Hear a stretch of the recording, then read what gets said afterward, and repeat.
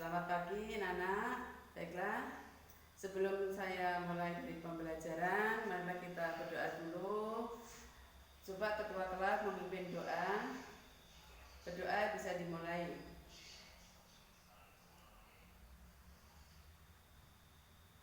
Berdoa selesai. Siapa yang tidak hadir hari ini? Susi, Bu. Oh, Sisi. Oke. Yang lainnya? Tidak ada ya? Oke. Baiklah. Sebelum materi saya lanjutkan, coba kalian diingat lagi. Kalian sudah kelas 8, coba diingat lagi pelajaran di kelas 1, yaitu salah satu dari ciri-ciri makhluk hidup. Siapa yang bisa? Ayo, Heni. Bernapas, Bu. Oh, bernapas. Retno. Bergerak. Oh, bergerak. Nah, mungkin yang lainnya? Oke. Berkembang biak, Bu. Oh ya, berkembang biak. Oke. Dah, semua sudah tahu ya bahwa ada 7 ciri-ciri dari makhluk hidup. Nah, salah satunya tadi Heni bilang yaitu bernapas. Nah, pada materi hari ini kita akan membahas masalah sistem pernapasan pada manusia.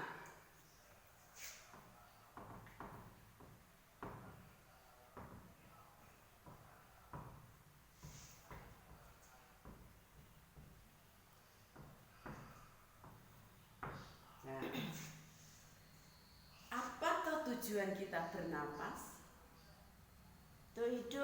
untuk hidup.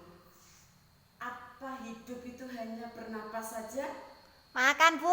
Oh, makan juga. Jadi kalau hanya makan terus tidak bernapas atau bernapas saja, apa terus kita hidup?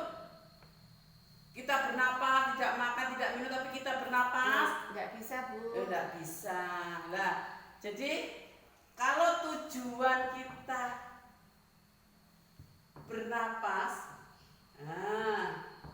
itu untuk hidup, itu berarti salah. Kenapa? Karena dalam kita bernapas itu nanti akan mengalami reaksi-reaksi dengan makanan yang kita makan atau yang disebut dengan oksidasi biologi. Itu nanti akan membentuk yang namanya energi. Jadi tujuan dari bernapas adalah untuk pembentukan energi.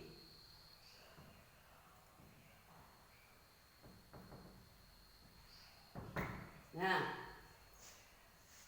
proses pembentukan energi yang dicampur dengan nanti atau bereaksi dengan makanan yang disebut dengan oksidasi biologi.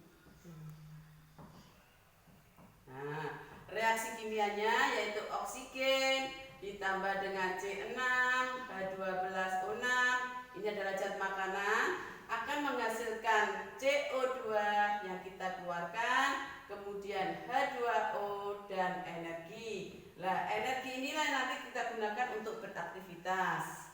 Nah, dalam prosesnya sebenarnya proses oksidasi biologi ini kebalikan dari proses fotosintesis. Mungkin kemarin kita sudah mempelajari proses fotosintesis. Nah, ini adalah prosesnya. Jadi sama-sama pembentukan energi.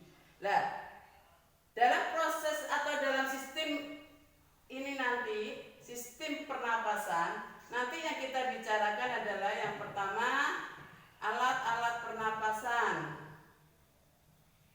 Nah,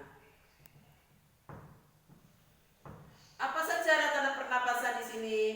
Coba kalian lihat di sini ada carta yang sudah Bu tampilkan. Di sini ada hidung, pangkal tenggorokan, batang tenggorokan, kemudian cabang batang tenggorokan atau disebut dengan bronkus, kemudian ada bronchiolus, kemudian ada yang terakhir adalah alveolus.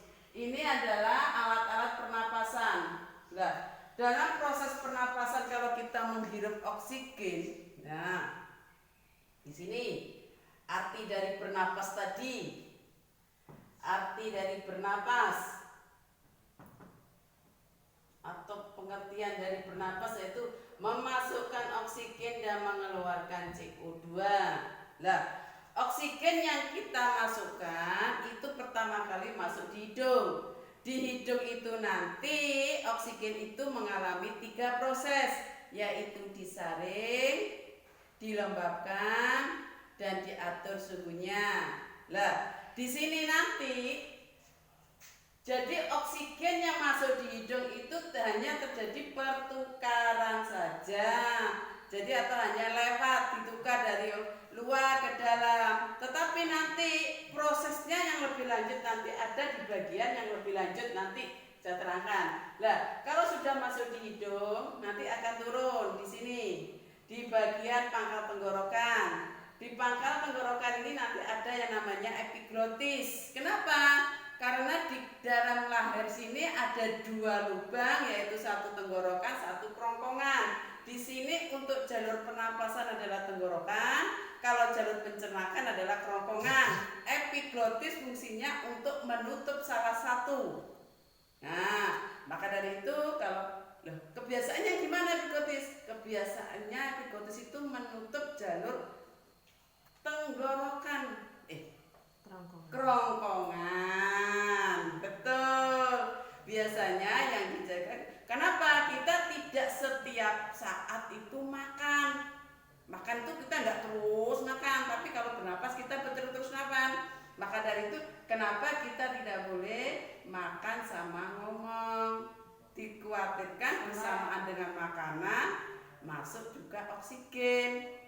Nah, kebiasaan jalur yang ditutup adalah jalur kerongkongan, yang dibuka tenggorokan akhirnya masuk jalur ke kerongkongan makanan. Nah, sebelum masuk ke dalam paru-paru, udara dari paru-paru mendorong keluar, kita tersedak, akibatnya nasi masuk lewat hidung. Kenapa? Karena lewat jalur pernafasan.